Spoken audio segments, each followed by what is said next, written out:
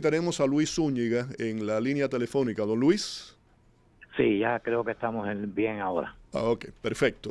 No sé si habías escuchado lo que había mencionado que había ocurrido internamente en la embajada durante el fin de semana. Sí, lo escuché, escuché tu comentario, no la pieza, pero es lo usual, Félix, es lo que han hecho tradicionalmente. Ellos pues tratan de interferir cualquier tipo de actividad de los cubanos opositores en la isla con la embajada norteamericana. Ujú. Eso ha sido tradicional e histórico, o sea, no es nada nuevo, es la misma política de siempre. O sea, parece que quieren negociar, pero siguen con la misma conducta. Claro, es un mensaje cruzado por completo. Acaba de dar la información de USA Today, esa información en estos momentos en pleno desarrollo. Durante una entrevista, el famoso Cangrejo ha dicho que él estaría dispuesto, además me llama la atención la forma que lo pone, estoy dispuesto a sentarme a conversar con el presidente Trump sobre negociaciones y el futuro de Cuba. Yo estaba mencionando que el chico mira alto. ¿Cómo ves esto?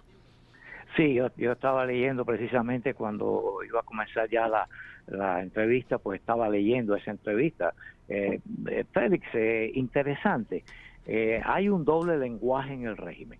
Vamos a ver, tenemos por un lado a Díaz-Canel, que está con la guerra de todo el pueblo, movilizando y entreteniendo a todo el pueblo de Cuba, como si el pueblo de Cuba fuera a defender a la dictadura, algo ridículo, absurdo, que está más que demostrado, que el pueblo lo demostró cuando entre el 2022 y el 2024 se fue de Cuba más de 1 millón de personas. O sea, eso te enseña exactamente lo que piensa el pueblo de Cuba sobre la dictadura. Así que eso no tiene la menor duda de cómo piensa el pueblo de Cuba. Entonces está el doble lenguaje. ¿Crees que El Cangrejo, ese discurso es para consumo interno?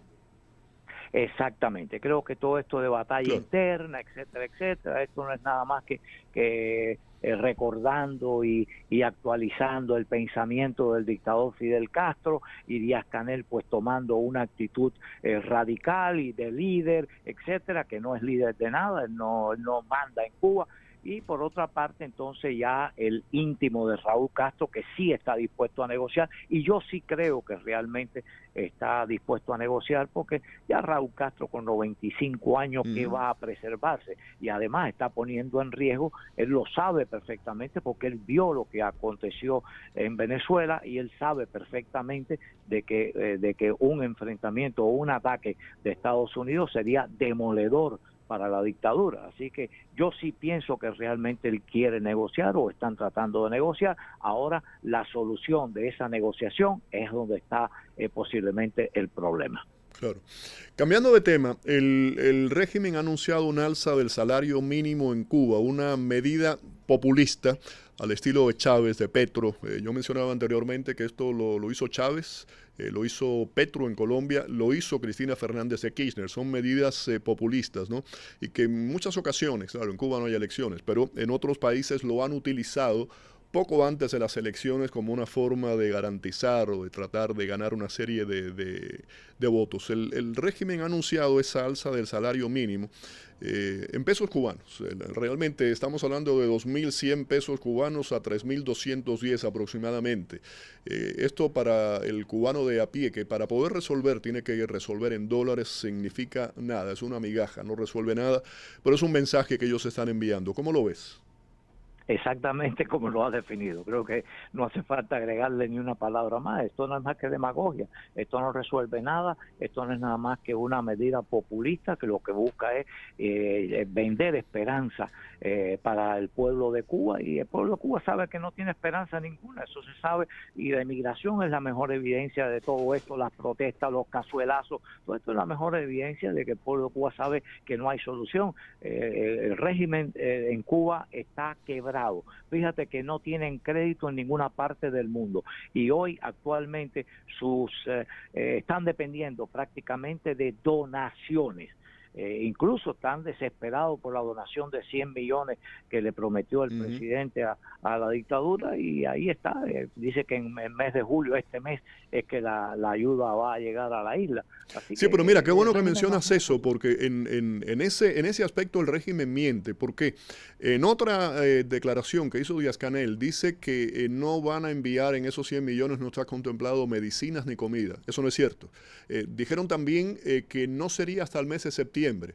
El Departamento de Estado dice que no, que sí van a mandar medicinas, que sí van a mandar alimentos y que se haría para el mes de julio. Claro, volvemos al tema que hemos conversado de que eso tiene que ser canalizado, tiene que ser viable a través de una serie de organizaciones como Cáritas y otras más que garanticen que eso va a llegar a las manos debidas.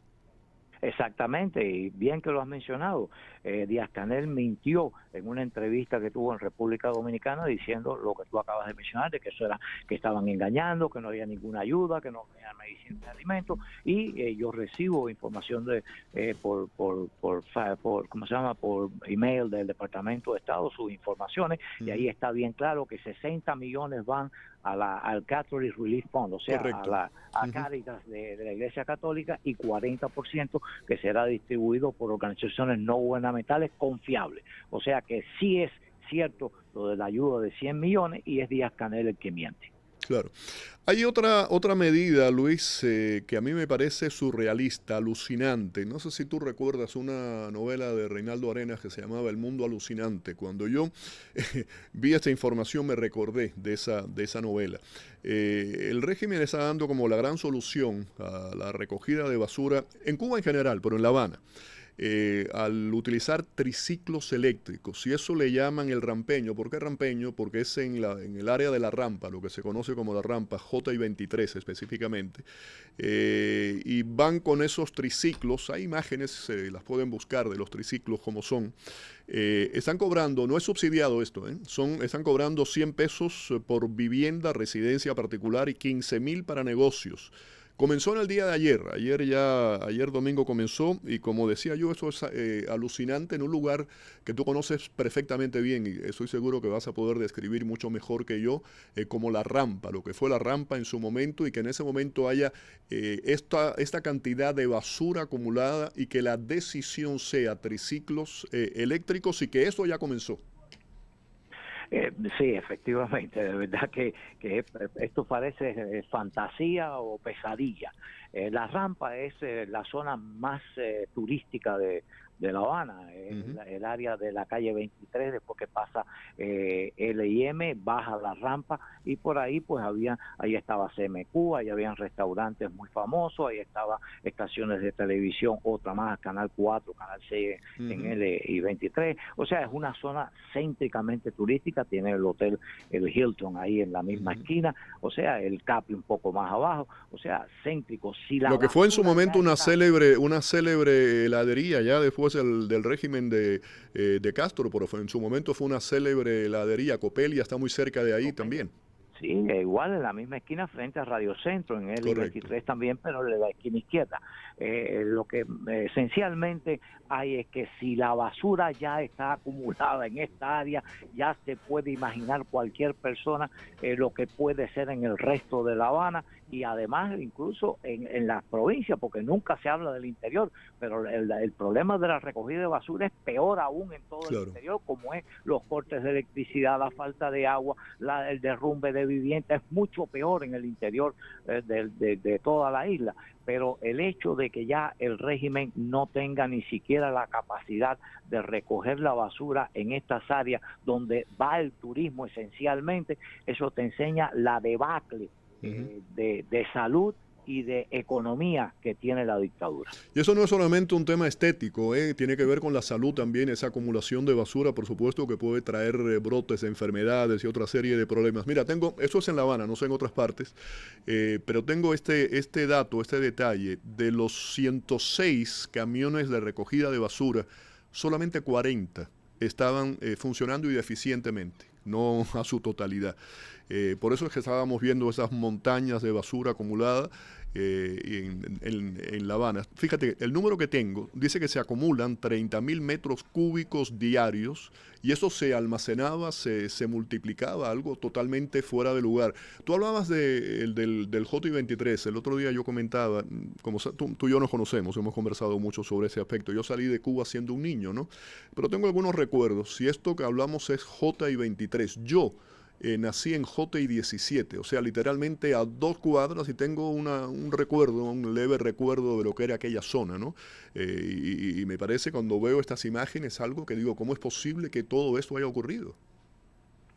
Exactamente, y es que el abandono del régimen, mira, muchas personas, y sobre todo extranjeros que no conocen como tú y yo el tema, hablan usualmente de la salud, de la educación en Cuba, que es una maravilla. Félix, en Cuba nunca hubo economía para pagar por educación gratuita y atención médica gratuita. Y estoy mencionando dos aspectos nada más. En realidad, estos logros que ellos llaman de la revolución eran gracias a la subvención de una superpotencia, la Unión Soviética. Sin la Unión Soviética, nada, no hubiera habido nunca nada de esto. O sea, fue el sometimiento de los soviéticos que instalaron una base de escucha electrónica en Bejucal, que instalaron una base de submarinos en Cienfuegos, que gobernaban Cuba. Yo lo viví como estudiante en la universidad, toda la intervención soviética en Cuba, tenían asesores soviéticos en todos y cada uno de los ministerios en Cuba. Por eso cuando hablan de soberanía es como darle una bofetada a la historia. Pero es que aparte de eso, aparte de lo que estás mencionando, ¿no? ¿Cómo se analiza esto? Por ejemplo, los estudiantes, para ir a la universidad, no sé si tú estudiaste economía, si no recuerdo mal, creo, tú eres economista. Ingeniería. ¿No? Ingeniería. Bueno, cuando ibas a estudiar a la universidad tenía que haber un filtro para ver qué tipo de carrera ellos consideraban que tú debías estudiar. Y eso dependía de tu pensamiento político, o sea que ahí había, eso era importante. Y no solamente eso, muchos médicos durante muchos años estudiaban la carrera de medicina. Tal vez la carrera era gratis al principio de la revolución, durante los primeros años, pero después de esto les prohibían la salida, los castigaban y los enviaban al campo, y era una forma de que los médicos le pagaran el dinero que el régimen, el gobierno había invertido en sus estudios. O sea, que a fin de cuentas ellos estaban invirtiendo en los médicos, en muchos profesionales que estudiaban una carrera, pero de una u otra forma se lo cobraban. Muy bueno que tú hayas hecho este análisis, Félix, te felicito porque esto es bien importante para las nuevas generaciones. Y te lo digo además porque lo viví en mi familia, lo conozco muy bien en carne propia porque lo viví en mi familia. Bien, mira, yo pude entrar a la universidad, primero que no me dejaron estudiar la carrera que yo quería, que era leyes, abogado. Me dijeron, no, hay que tener integración política para entrar. En la época en que yo entré a la universidad, en 1963, 64, no existía todavía el condicionamiento de integración política para ingresar. Pero sí, después que estabas ya dentro, empezaban las purgas y te expulsaban de la universidad. Yo me tuve que cambiar de carrera. Yo empecé estudiando ingeniería agronómica porque fue donde yo pensé que menos integración política me iban a exigir. Cuando terminé el primer año tuve que cambiar de carrera para ingeniería industrial porque me iban a votar. Estaba en la lista ya de los que iban a votar. Y por eso me fui a ingeniería industrial, que la tuve que estudiar en inglés, porque eran libros fusilados que le llamaban, que se los donaba la UNESCO a la universidad para los estudiantes, y estaban en inglés y nadie quería estudiar en inglés en Cuba. Entonces, por eso fue que estudié ingeniería y pude llegar hasta cuarto año, ya a punto de graduarme, pero cuando vieron que no me integraba políticamente a la dictadura, pues me votaron, y fue los problemas serios que después tuve políticamente. Así que me alegro que hayas mencionado todo esto, porque no saben esa historia. Obligaban a los estudiantes a integrarse a las organizaciones de la dictadura, servir a la dictadura, porque si no, no tenías derecho a la educación. Entonces, cuando hablan de educación gratuita, esto es importante mencionarse. No, sin lugar a dudas. Y mira, Luis, esto que estamos conversando tú y yo, no estamos descubriendo el agua tibia. Esto se sabe. Desde hace mucho tiempo eso es así. Pero hay gente que tiene desconocimiento y no conoce bien la historia. Inclusive dentro de Cuba, en los últimos años, todo esto ha cambiado. En la época que mis padres salieron de Cuba, cuando tú saliste de Cuba, no se podía sacar un centavo legalmente del país, no se podía vender una propiedad.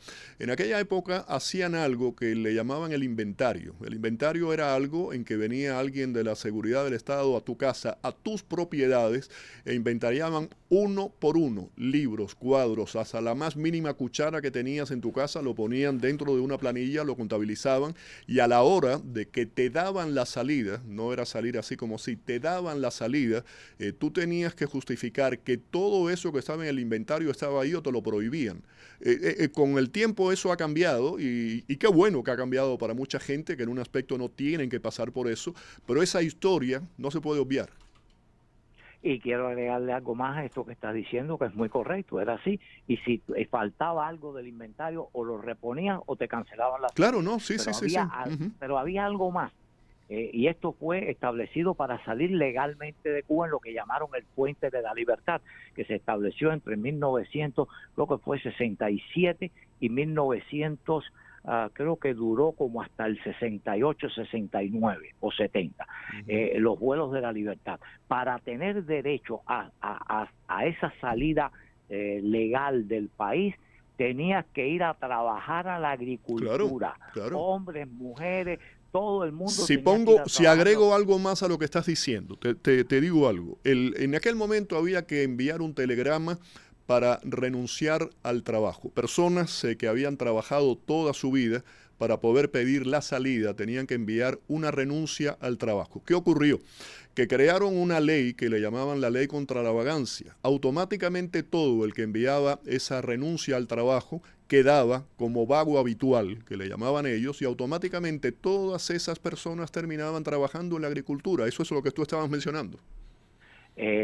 Sí, bueno, esto era para los que no estaban en salida del país. O sea, todo el mundo estaba obligado a trabajar o iba a la cárcel, o te metían preso, porque conozco el llamado trabajo voluntario, que iban, que tenían que trabajar, lo ponían a trabajar y el trabajo que le daban era cementerio, construcción o agricultura. Esos eran los trabajos disponibles para evadir la ley contra la vagancia. Pero yo estoy hablando de los que buscaban la salida del país, que habían aplicado. Todos estos tenían que ir a trabajar sin pago, y los recogían antes que el sol saliera y regresaban a su casa después que el sol llegaba. Y no importaba la edad. Si habías aplicado, tenías que ir a trabajar. Y si tenías algún impedimento físico, te ponían en otro tipo de trabajo, usualmente en un cementerio, a barrer por las calles, etcétera. Pero tenías que trabajar obligatoriamente, porque ellos consideraban que el trabajo era una de las formas de pagar por tu derecho a salir del país.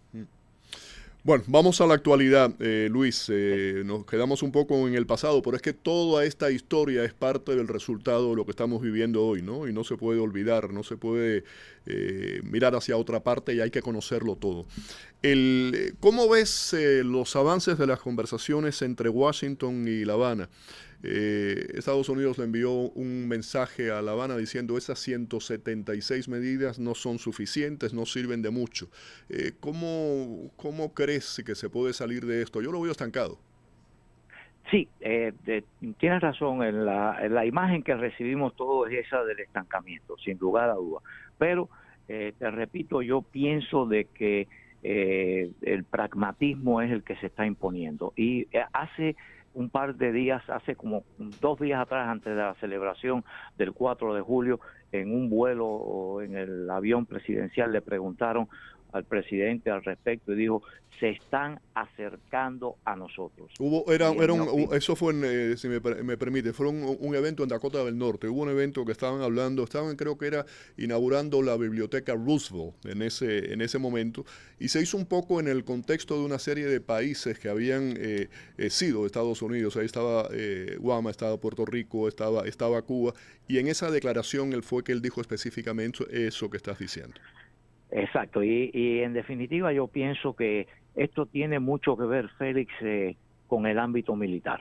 Creo que tiene mucho más que ver con el ámbito militar que político. El ámbito político está dando una imagen que es para consumo interno. Pero esa reunión que tuvo el jefe del Comando Sur en la base de Guantánamo con militares, ¿y con qué militar? Con Roberto Legras. Roberto Legras es un general muy íntimo de Raúl Castro. Tan íntimo de Raúl Castro es que lo incluyeron recientemente en el buró político.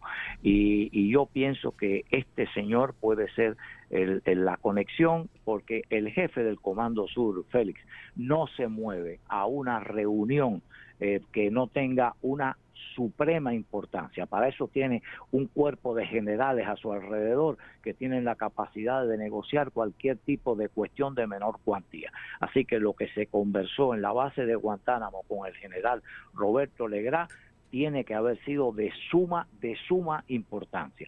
Así que, pero eso es el tiempo quien lo dice. Tú sabes que todo este tipo de negociaciones son siempre muy secretas y nos enteramos después que ocurren los resultados. Así que, pero yo sí creo que Raúl Castro sabe que es mucho lo que está en juego. No hay forma de que puedan resistir una acción militar norteamericana, y los primeros en pagar las consecuencias de todo esto son precisamente la familia de Raúl Castro, porque pierden toda su, posiblemente hasta las cuentas que tienen en todos los paraísos fiscales, pierden todas las corporaciones que tienen en el exterior, etcétera, etcétera.